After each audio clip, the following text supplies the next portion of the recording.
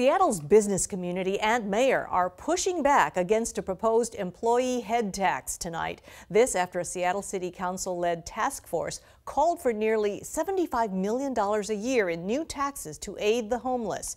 King 5's Chris Daniels is live. And Chris, this could be Mayor Jenny Durkin's biggest challenge yet. Yes, Lori, Mayor Durkin has not had to take on weighty issues in her young term, and this might be the first. A major head tax against the city's largest employers has roared back to life and could also end up pitting social workers against big business. I think it's a progressive town that that matches what we want to be. We want to be a progressive company. Ethan Stoll owns 14 restaurants in Seattle and spends any extra time on philanthropic endeavors. The thing I'm focused the most on is homelessness. He's cooked meals for the homeless, taught unsheltered teens how to cook, given thousands to social service programs like the United Way.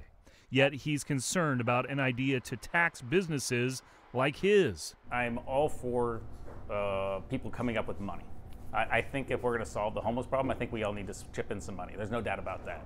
I don't think the head tax is the correct way. This is our city's top priority. The concept was rolled out Wednesday. This graph is showing how homelessness has increased over the years, matched with the rising cost of a studio apartment. A council-led progressive revenue task force says it voted unanimously to recommend the city tax 1,100 businesses annually to pay for $75 million worth of homeless and housing services. The council suggested it will fine-tune the pitch for a legislative proposal later this spring. We got a serious issue when it comes to homelessness in our city. This is not a serious proposal. John Scholes with the Downtown Seattle Association wonders if the city is now taxed out. I think you look at the history over the last 5 years, more tax increases in any one period than we can count going back a long, long time. We have to make sure that we can live within our means and then reallocate stuff. Seattle Mayor Jenny Durkin is lukewarm to the proposal, maintaining a campaign position on a new tax for homeless services. I'm willing to listen to what they say, but I think we really have to be careful to protect our small businesses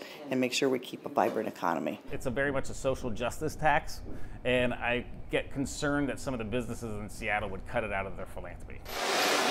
Stoll believes the council needs to chop any proposal and go in another direction. I look at homelessness kind of like an oil spill, right? So the first thing you do is you stop the spilling, and then you go around and clean up. And I think that's the approach that we need to have.